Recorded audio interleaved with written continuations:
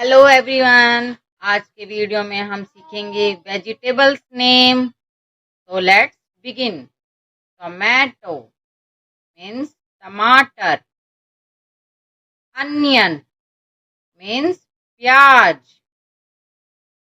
Spinach means पालक। Cabbage cabbage means पत्ता गोभी। Broccoli means broccoli. ओकरा या लेडी फिंगर, इसका हिंदी होगा भिंडी। सिलेंट्रो कोरिएंडर मीन्स धनिया। ग्रीन बीन मीन्स हरी फलियां। जिंजर मीन्स अदरक। पटैटो मीन्स आलू।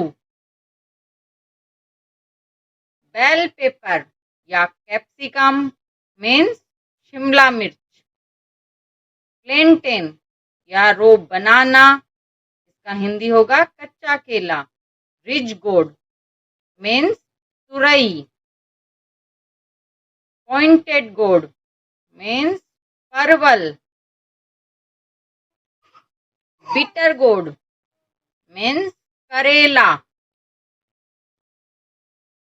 एग प्लांट या ब्रिंजल मीन्स बैंगन।